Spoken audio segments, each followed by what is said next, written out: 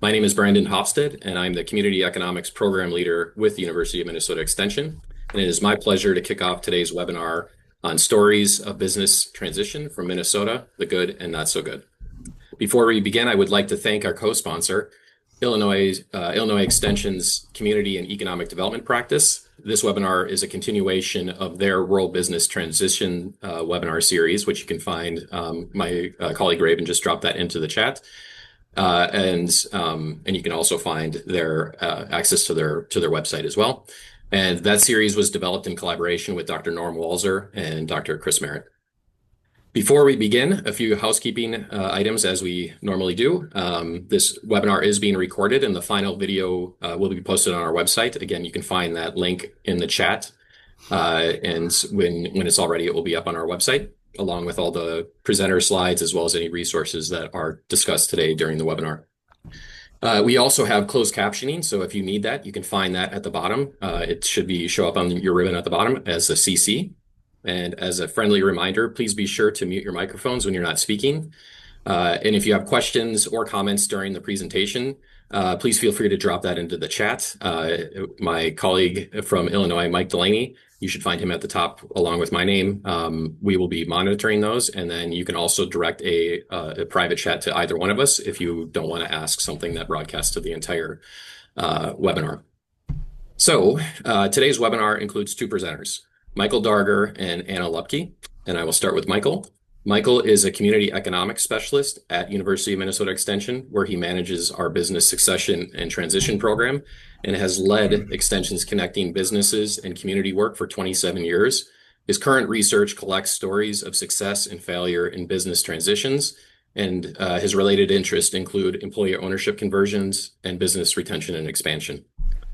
And Michael is joined by Anna Luepke. Anna is a graduate student at the at Humphrey School of Public Affairs here at the U, pursuing a master's degree in urban and regional planning.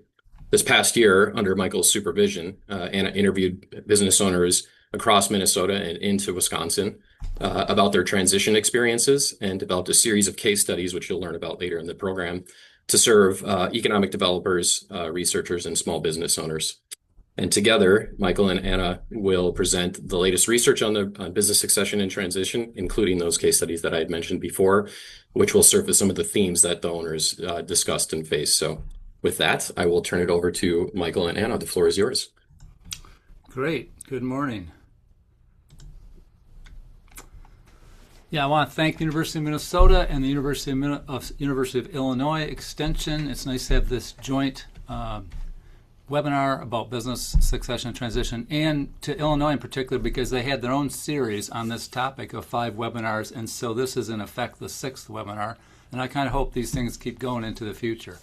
But I'll be presenting kind of the context and the background of why Minnesota Extension's been involved in this, and Anna will present the themes and 4 of the case studies. So when I presented these results to a couple of national conferences last month, BREI and NACDEP, I titled those presentations as Business Succession and Transition, the Good, the Bad, and the Ugly.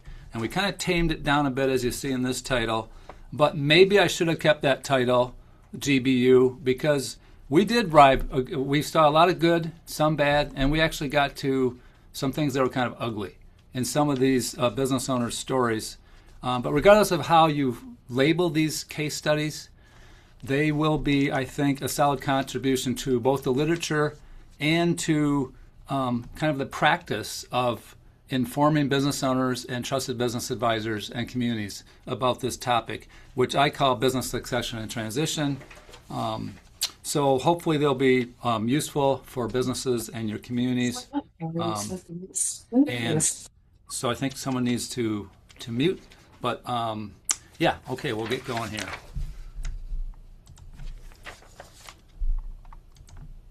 All right, so why is business succession and transition, or BST, I like acronyms, but I use that phraseology because I think succession planning is really largely a process, whereas transition is largely an event or a series of events about the ownership of a business. But whatever term you use, this is a thing because, and I'm going to I'm going to say some things that might be obvious to some of you, so you can call me Captain Obvious during these next two slides. But let's just state these things. Small businesses are economically important to communities, but they're important in other ways too, right? And so I think we could all ask the question, would it be good enough to have Amazon or big boxes or other kind of outside giant businesses? Is that good enough for our communities? Probably not. Then there's this thing called placemaking, and there was a big almost 100-person event in Green Bay a few weeks ago talking about placemaking and what it's about. And I think most of us would agree that having independent, locally owned businesses is often a part of what people are talking about with this placemaking aspect of economic development. So then there's this entrepreneurship through acquisition. So you don't have to start a business to be an entrepreneur. You could buy someone else's or acquire someone else's business. So ETA is a thing. And I'll just ask you to, list any other reasons that you have, and just acknowledge that the small businesses locally owned are important. So a few more things. I think it's a community economic development issue. And that's why Minnesota Extension's been at it for about a dozen years now. Aging owners, or it's not just people like me, a younger boomer who are approaching retirement, but it's also other reasons why people need to depart businesses for various reasons. So, but business succession and transition is a BRE issue, and business retention is a fundamental activity in economic development. It's also an entrepreneurship issue. We have our entrepreneurship specialists here today, and other people who are interested in that topic under the economic development sun. So again, locally owned businesses are usually the most impactful, and so that's again why we think BST is worth paying attention to. So like I said, Extension in Minnesota has been at this for about 12 years. We've been at business retention and expansion programming. We've been kind of the torch holder for that in this state for almost 40 years. And we decided in around 2015, when this talk about the boomers in particular and needing to be able to let go of their businesses, so we added this BST thing in at that time. So we have a whole variety of resources. We have a very rich website on this topic, and I would encourage you to visit that. The URL will be up in a bit. And I think they're quite relevant to both businesses and to economic developers and trusted business advisors. So now I'll talk a little bit about our past research before we let Anna talk about the current research. So these are some headlines from a study I did 2 years ago, which was a random scientific sample of employer business owners in Minnesota, kind of looking forward, if you will, out the front window on the business road, and thinking about their transition, their future transition. And we were trying to learn about their aspirations, their attitudes, their readiness, their activities, and really their values with respect to the future of their business. So a few headlines. We found out that communities in rural Minnesota cared more deeply, in shades of gray, of course, but they cared slightly more about keeping the business in their community than metropolitan businesses. The process of BST, and this comes from the literature as well as our kind of lived program experience, is that BST is a shotgun start in a golf tournament. So you got 18 holes, and you might have 18 or 39 topics to get a business transferred. So it doesn't really matter where you start, but it does matter that you start. And so pick a hole, start swinging, and learn as you go, and start accumulating your vision for the future business owner. Now, I have a particular bias towards employee ownership as a really good route for keeping businesses local, and as the BRE leader for Minnesota, I think that's a good opportunity. But what we found in our research with a representative and a statistically significant sample of businesses across Minnesota was that they're not really thinking, they're not aware, nor do they intend to sell to employees. And there's a whole kind of movement about employee ownership across the country. And of course, the Illinois folks had a couple of people who talked about that in this webinar series. So again, you can find data dashboards, articles, recorded presentations, podcasts the actual survey instrument, the results, you name it, the data. It's all there on our website, so knock yourself out if you like quantitative data. And I'd be happy to talk to any of you about it later on. So the next one, going back to the beginning of our involvement, our retired colleague Elizabeth Templin did a really nice study of with both Minnesota and North Dakota. And this was about rural businesses only, in deep rural places. And what she found in their research is that, okay, these are business owners who had acquired someone else's business and kept it successful for at least 3 years. So this is kind of looking out the rear windshield, if you will, on the business highway. And so that the perspective here of these new business owners was interesting, and she found out a whole bunch of stuff. But one of the key things was that the most important advisor in that situation, where there was an acquisition, was the banker, and closely followed by the accountant. In my research, the accountant was at the top of the heap, but there's all sorts of advisors who are important in this field. So these were the top 5, and not all of them are professional business advisors, right? There's previous owners and friends and family who were experienced in this topic. So both Liz and I found out a lot of stuff about attitudes and aspirations. In this slide, I'm just kind of rolling up some of the aspects from the literature about business succession transition, and our program experience too here in Minnesota. One is that choosing multiple trusted advisors is an important concept for business owners. This is really not a time for transition by owner, kind of analogous to a for sale by owner in the real estate world. You really need to use professional advisors of your choice and what really you need. But in Liz's research, they found that these successful successors had used about 4 outside advisors, and that's pretty analogous to what I found in our research. The businesses that had more advisors felt more prepared to transfer both their business and for themselves personally to leave the business. So a written business transition plan is the single kind of most important factor or thing to do, but there's, again, a whole host of things to do, like that golf course analogy.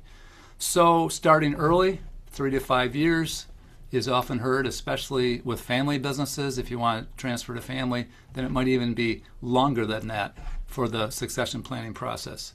And in our experience in Minnesota, confidentiality is a real barrier because we're extension educators, and to get business owners to show up on this topic is tough. We've had some really reputable organizations in this state who've had sessions where 2, 1, or 0 businesses showed up. So that's an issue, and we just have to acknowledge that. That's, again, why I think having our websites, really well-endowed website's good. I have an article here that I wrote for a journal here in Minnesota, and as of 2 days ago, they had 17,000 downloads. And so a lot of the stuff we've learned is in that article for what it's worth. And I think these slides and the recording, Brandon's going to post all this stuff later. So a few more slides here. We felt that what was missing after these 2 quantitative studies and our program experience was stories. And so we needed some actual stories from people who had gone through this.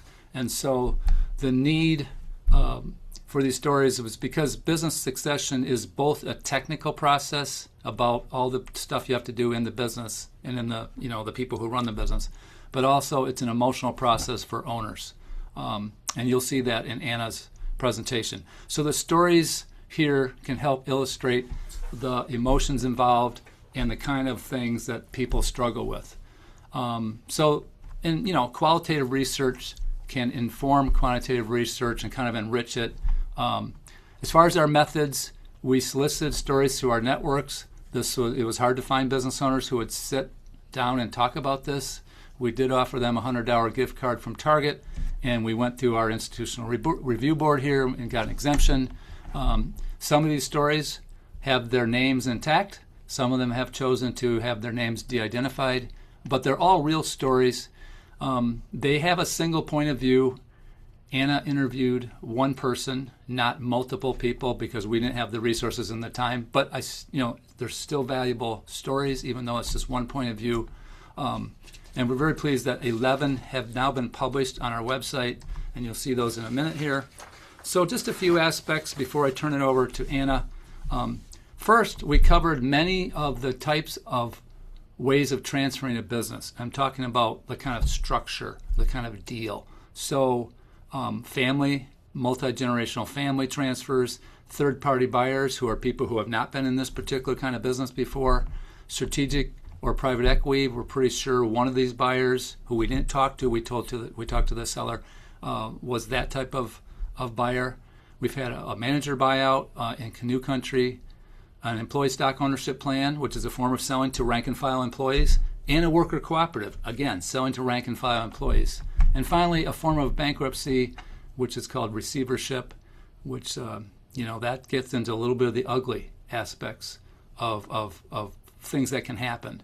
So without stealing Anna's thunder overall, like some of the stuff in the literature is that confidentiality is a very important theme, and emotionality, like I said before. But we really heard about the things that these owners cared about, and Anna will talk more about that. So these are the stories as they look on the website. Actually, there's 11 there now, and so they're, I would encourage you to check them out and find a story or two that would inform a business that you care about or that you have professional kind of duties to, either as an economic developer or as a community development or whatever. And then as Anna gets ready to share her screen, I'll just say that she did a very nice job with this interview research and writing these stories about retail, about the business successions. We knew that she would be a good hire because she had published stories as an undergraduate student at the University of Dayton and some other work, and indeed she did a good job. So Anna will now share what we learned in these case studies. Thank you, Michael, and thank you, Brandon, for that introduction. I'll just share my screen real quick. Okay. So yeah, like Brandon mentioned, I am a Master of Urban and Regional Planning student at the Humphrey School, and this past year I worked as a graduate research assistant with University of Minnesota Extension. And I just want to take this opportunity to thank Michael for trusting me to do this research and be such a valuable and knowledgeable resource as I approach this project. And I also wanted to thank Brandon and Richard and Mike and everyone who put in the work to make this webinar happen and give me the opportunity to speak, because I greatly appreciate it. So now to get into the presentation, I just wanted to give a little bit of background on the project. So like Michael mentioned, in order to build off of the previous quantitative research, I spent the past year interviewing current and former business owners on their experience with business succession and transition, because basically we wanted to get real life stories to supplement the data that we already have. So ideally, these stories of success and failure will guide both future research and small business owners who are approaching transition. So after speaking with business owners, there were a few themes that kept coming up. The first one by far is the emotional weight of letting go. Not only did every person I talked to say that this process was emotional, they specifically said that it was a lot more emotional than they expected it to be. Most of the business owners didn't necessarily regret letting go of their business, but they wished that they were more prepared for these feelings going in. So this suggests that business owners do not only need financial preparation for transition, but emotional preparation too. And the second theme that came up a lot is small business as the touchstone of community. So time and time again, business owners spoke of their business as more than just a place to shop, but as a community gathering space. Particularly in small towns, small businesses tend to serve as third spaces and community centers for people to gather and build relationships with their neighbors. So in this way, small business owners can see their businesses as windows into their own community that they wouldn't have otherwise. Um, and this is important because when the public relies on a business, the success of the transition is not just important for that owner, but for the whole community. So if a small business in a small town does not successfully transition to a new owner, then the town may lose the only business in town for that service. And more than that, they could lose one of the only spaces they have to meet with and engage with their neighbors.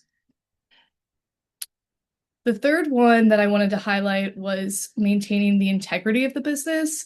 So, through these conversations, a lot of the business owners I spoke with viewed their businesses as much more than a financial asset. And because of that, the sale of the business was about more than maximizing their own financial position.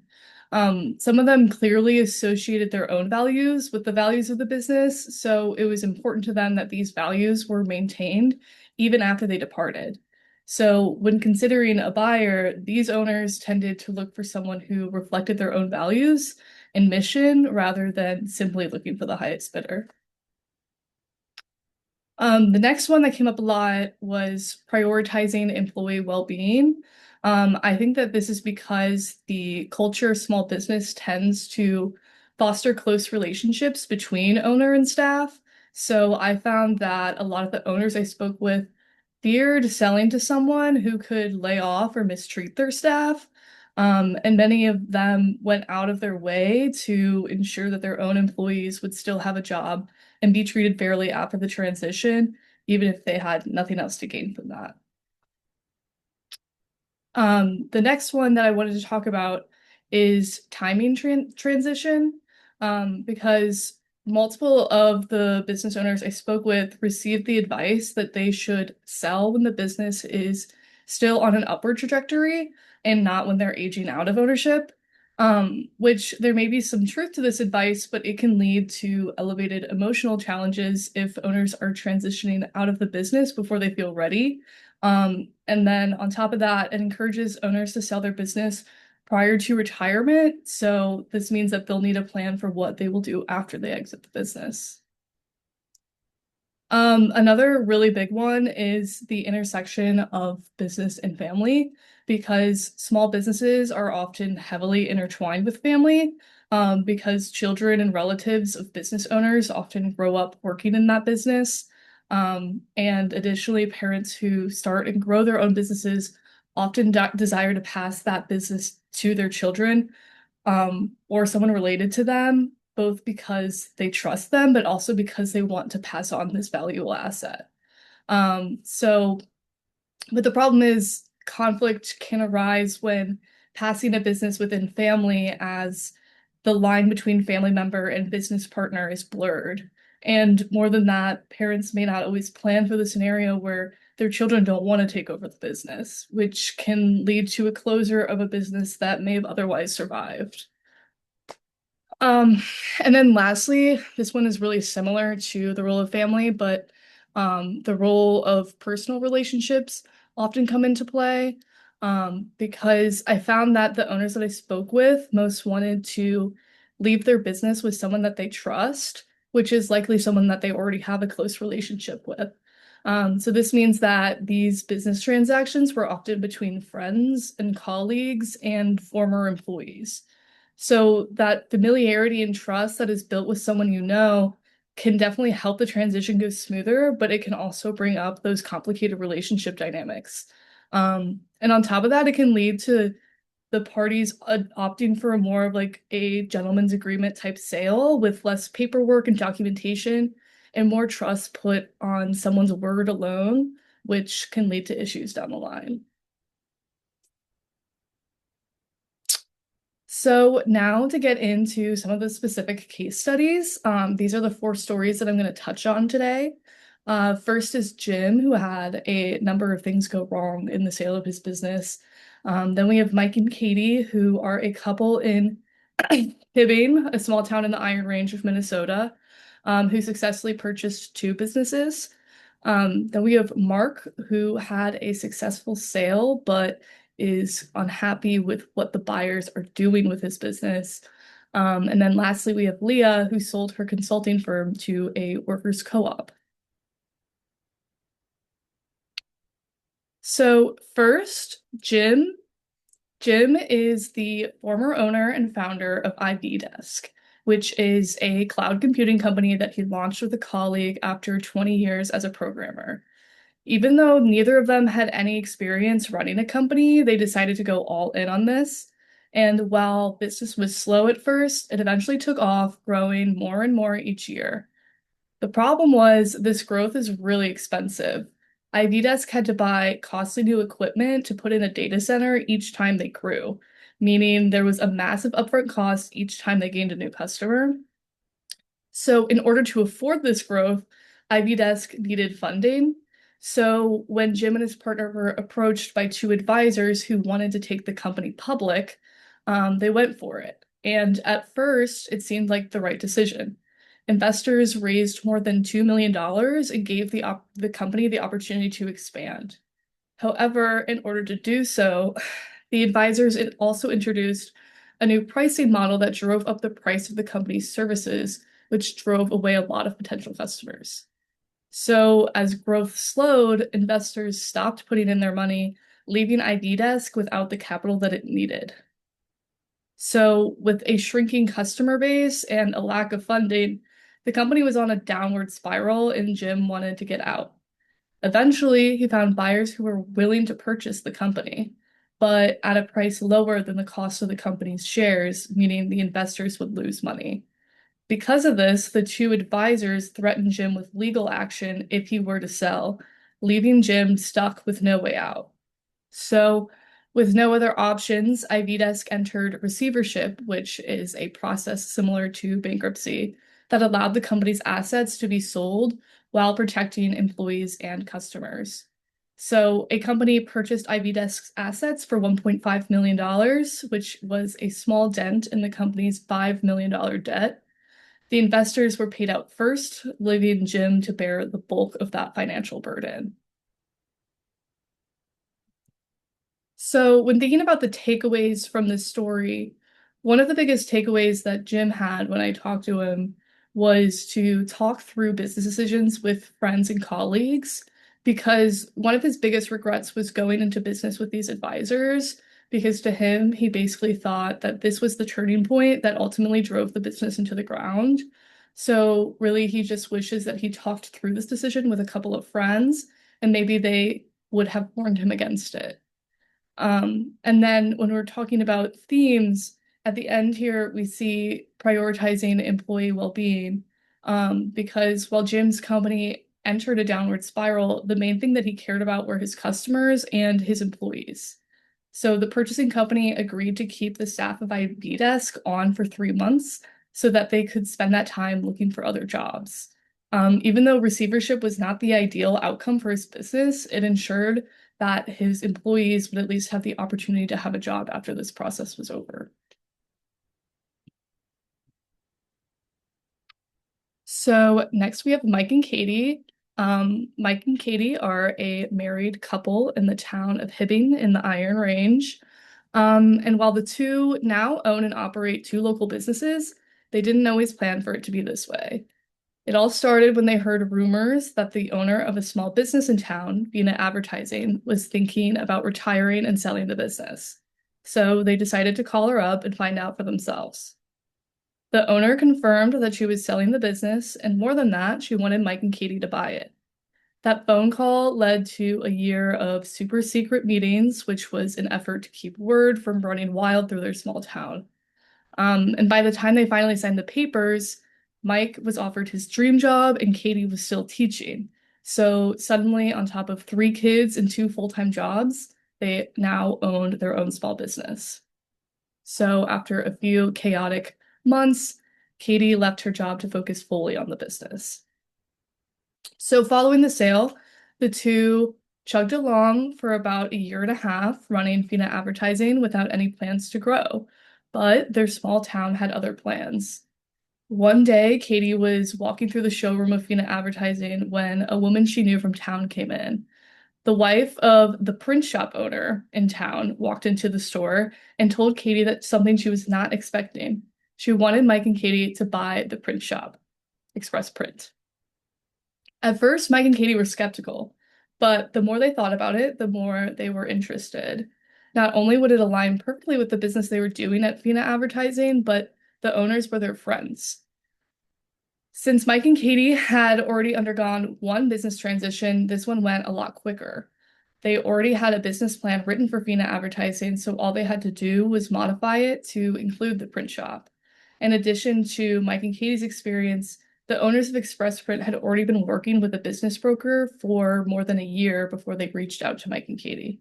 So, with all that preparation, the entire process only took about 3 months. But to Mike and Katie, these two transactions felt very different. For Fina Advertising, they worked directly with the owner and had support from the Small Business Development Center, which helped them ask the right questions. But for Express Print, they had to work through a business broker who, according to them, treated the small town deal like a big corporate sale, making the process feel rushed and uncomfortable to them. But still, they pushed through, supported by their community, which wanted this business to stay local. So when we think about the takeaways for this story, the main one that Mike and Katie brought up was maintaining a good relationship with the former owner. In both cases, they knew the seller that they were buying the business from, and this was important to them because they realized that the transition doesn't end the day the sale goes through. They continued to face a lot of complications in running the business. Things were breaking, things were going wrong. And so it was really important to them that they were able to call up the former owners whenever they needed help. And then when we're thinking about themes, I think the biggest theme here is small business as a touchstone of community because a lot of Mike and Katie's experience stems from their location in the small town of Hibbing. The first purchase of Fina Advertising occurred because of small town rumors and Mike and Katie's ability to just call the owner up. So this tight-knit aspect of the community is what allowed this transaction to take place. And similarly, the second purchase of Express Print happened both because they knew the owner, but also because the owner knew them and knew that they would be a good fit. So these two transactions show the strength of a small town business community is the trust that community members have in one another. They know their neighbors, so they can ensure their business will be left in good hands. So next we have Mark.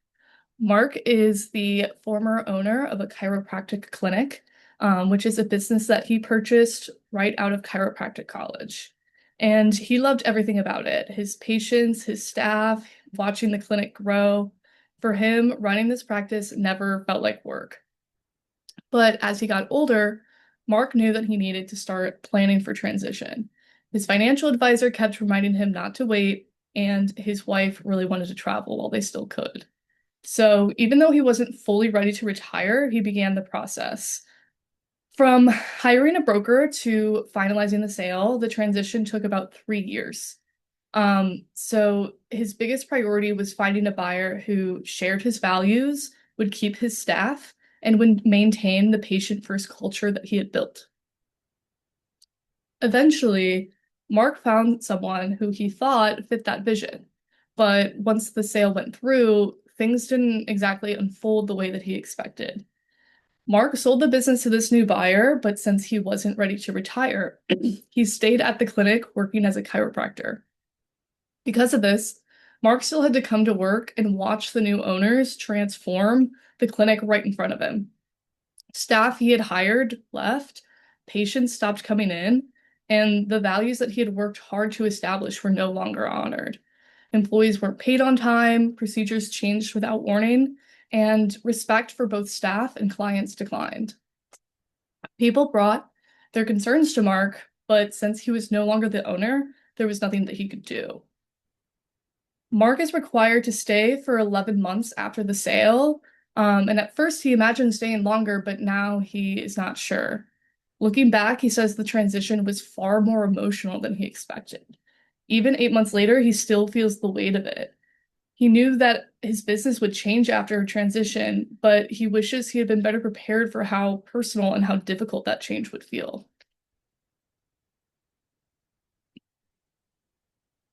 So the main takeaway that Mark had was to be prepared for things to not go as planned.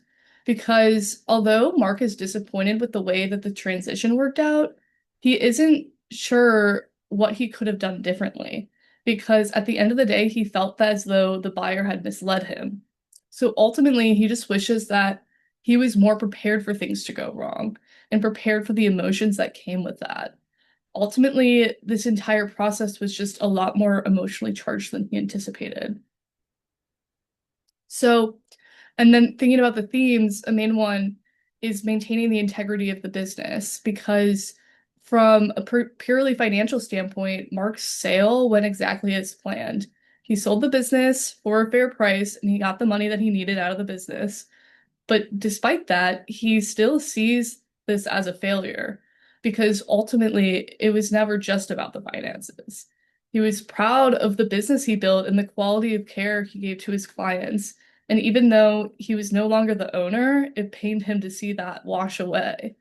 So I think this story is a prime example of how a business transition is about much more than a sale, but about maintaining a legacy that the owner can be proud of. So next, we have Leah.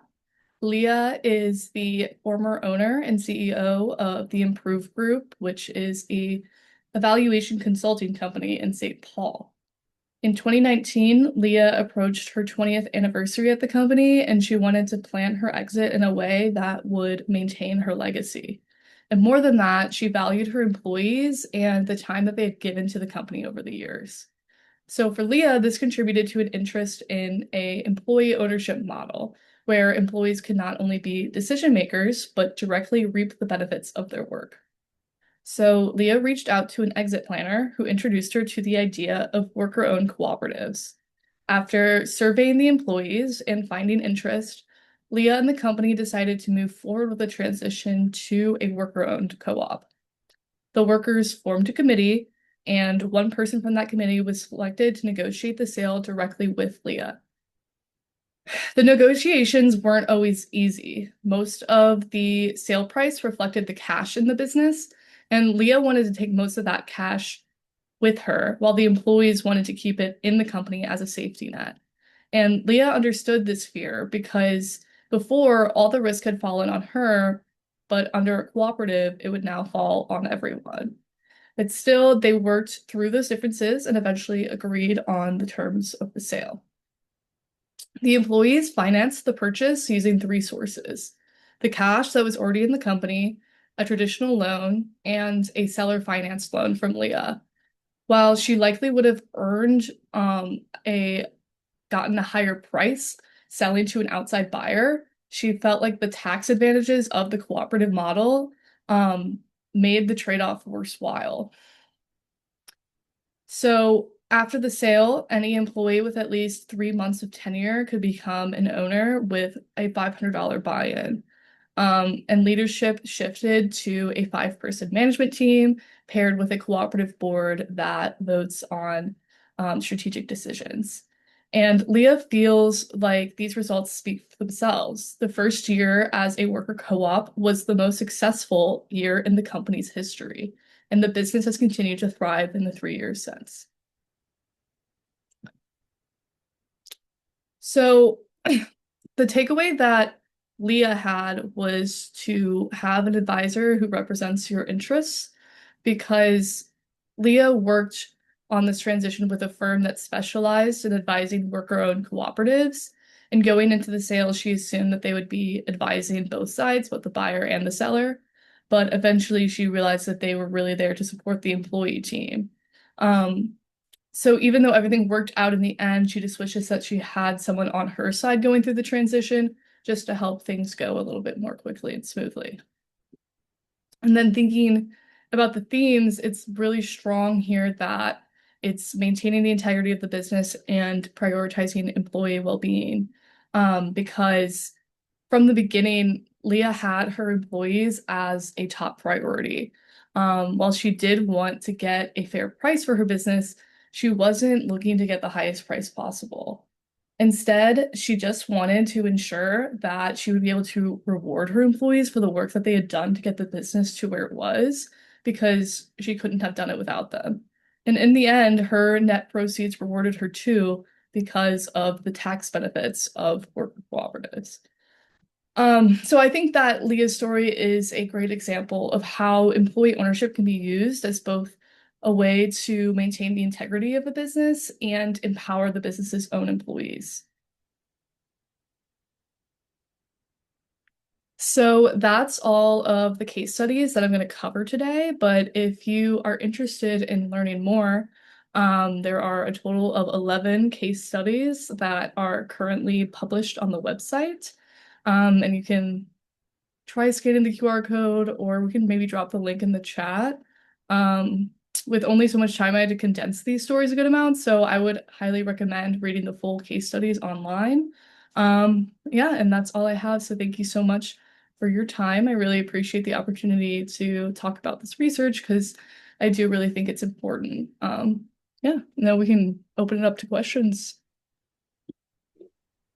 Yes, thank you, Anna and Michael. And as Anna had mentioned, this is an opportunity to ask our presenters questions. And I know there have been some questions in the chat. I will hold off on at least one of them because I know Michael has answered two of them. But I welcome folks to unmute and ask a question directly of our presenters if you would like to.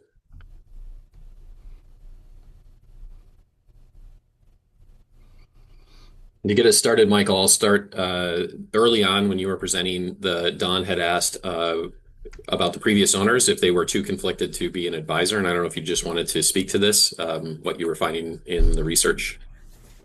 Yeah, well, everyone has biases, and an owner of a business has lots of biases and lots of things that they think are right? They are the leaders of those businesses, so of course they have biases, of course they have perspectives, but to rule them out because of conflict of interest, I guess that would have to be an individual decision. A lot of times in business succession transition, the former owners are expected to stay around for a while, and a lot of times they have in the financing they're carrying a promissory note.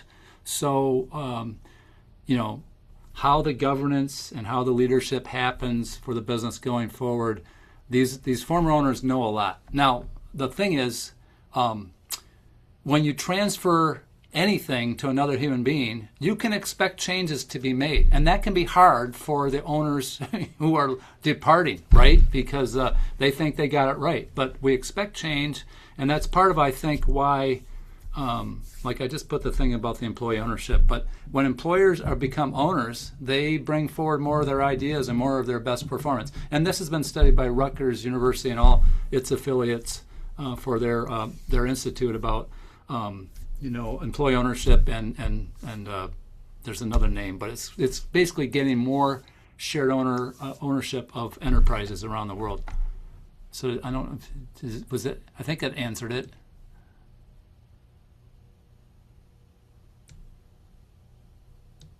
Yeah, that's great. And jump in. Oh, go ahead, Michael. Go ahead. I was going to jump in with another question, and I'm really curious. Anna, specifically in the conversations you had, was alluded to it a bit, and Michael, in your experience, if there, how you found people dealing with the tension of potentially getting a higher price from some less connected out-of-town buyer versus a lower price, but a more potentially sustainable hometown purchaser.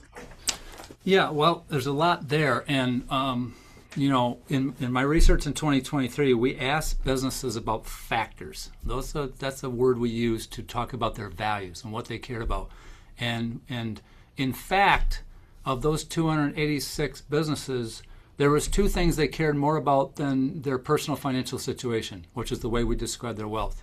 And that was the financial success of the business, and actually, the financial success of the business and kind of the longevity of the business. Now, again, these are shades of gray, and depending on how you play with the data dashboards, you can see how they vary back and forth.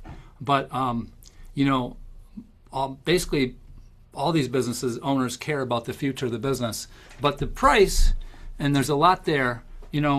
Strategic buyers in the literature, and strategic buyers who are people in the same business as you. They know about the business you're in, and they want either the business as a going concern, or the customers, or the employees, or the intellectual property, or the assets, or all of the above, or some combination.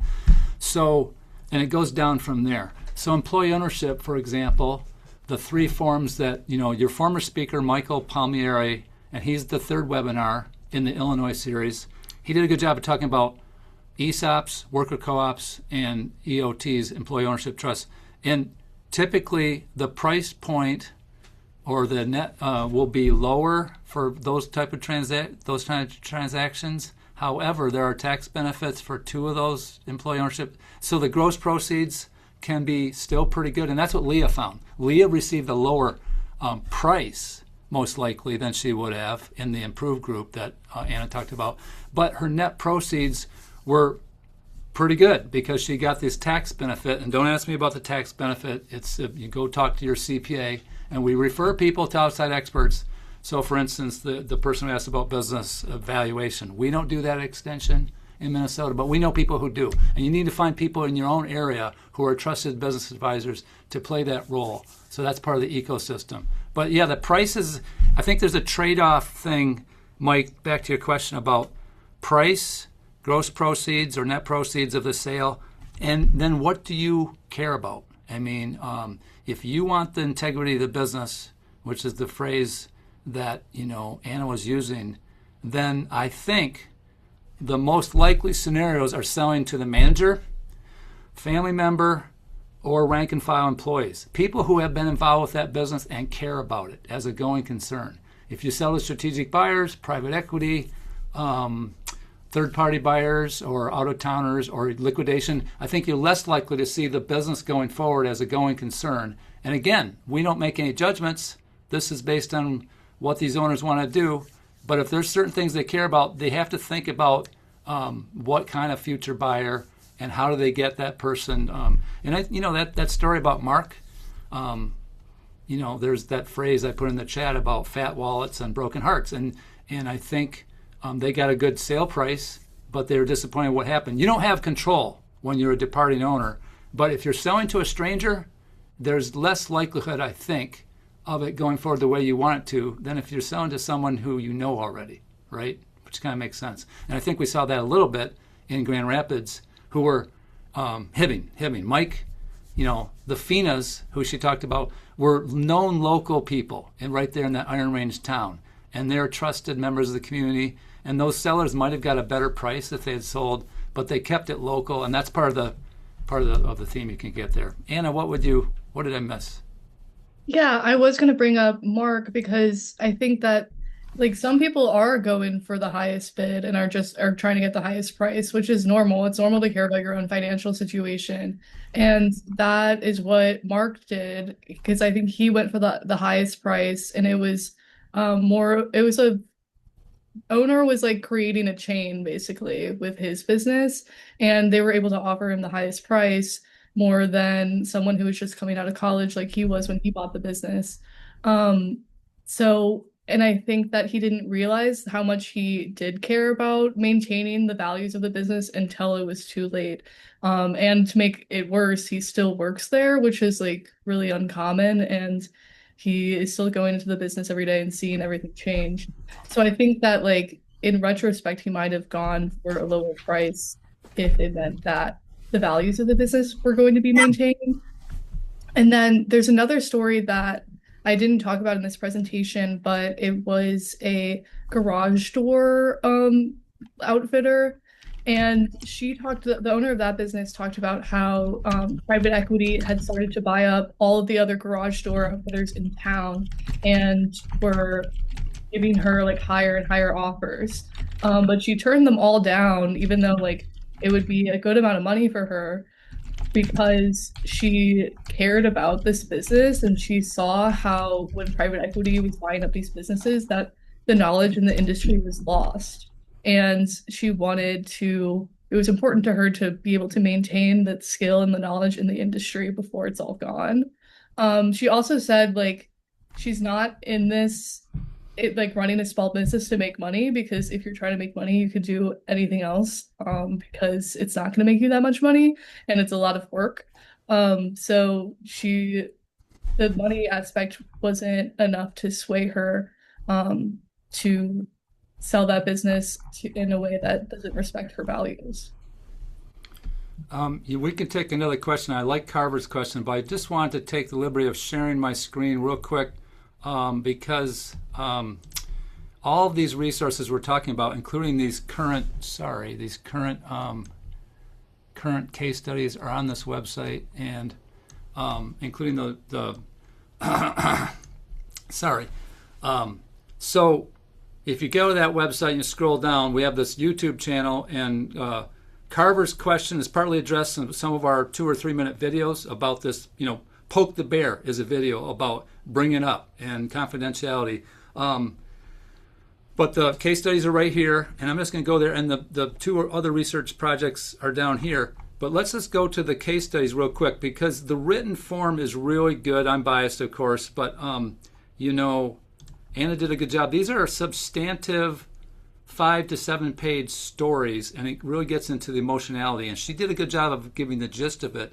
But there's every one of these stories gets into the emotionality. I'm really worried about our canoe outfitter right now because the canoe country is shut down because of this terrible wildfire in Minnesota that might not stop until next winter. So I'm worried about survivability. But here's a story about a management buyout.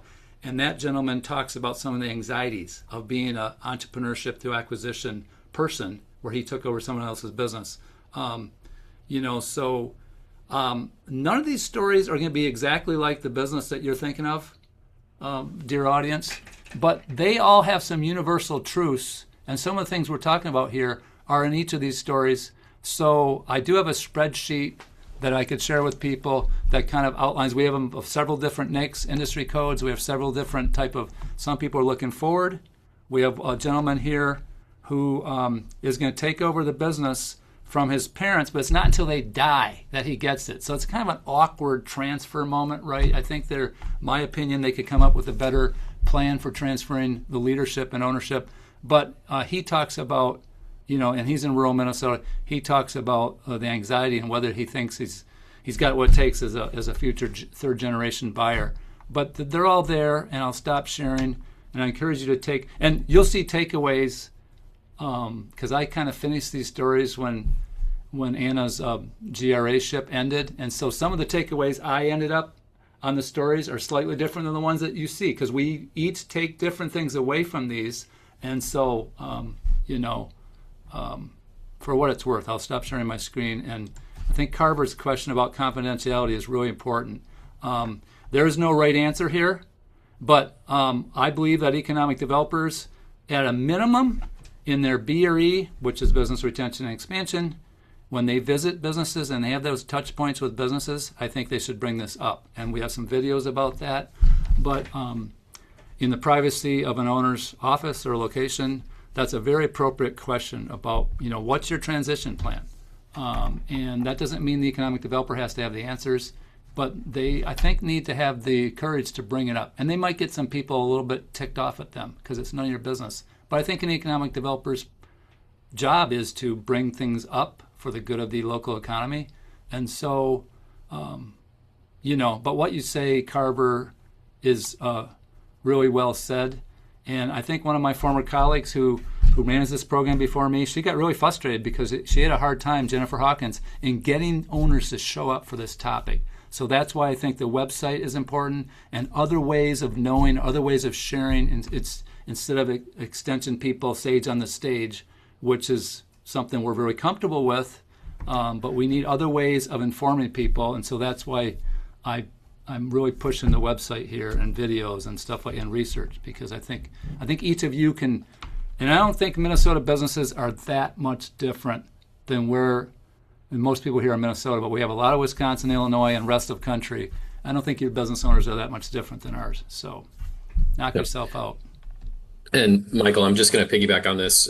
You've sort of alluded to this, but I'm going to ask it directly. Earlier, Myers had brought this up.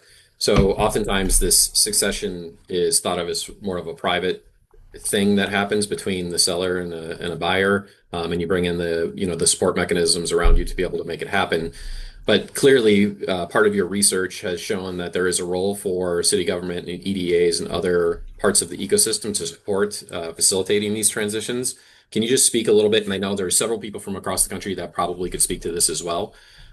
So for those of you who work in this area, if you want to chime in, please feel free to do so. But Michael, I'll turn it to you first to see, do you have any insight in terms of what role city government and other EDAs can play in this process? You bet. My first statement is everyone is important, but no one is sufficient. Even exit planners, even people who are the best CPA in your town with dealing with businesses, no one is sufficient.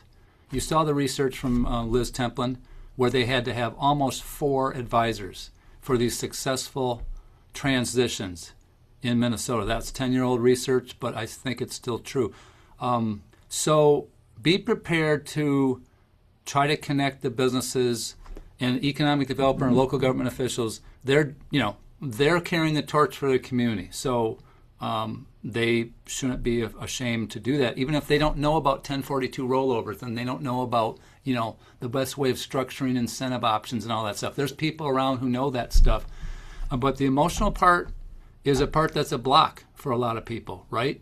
And a lot of us boomers didn't get the memo. Begin with the end in mind, to quote Stephen Covey. So this is the end in mind, and someone's got to bring it up, because most businesses aren't going to transfer.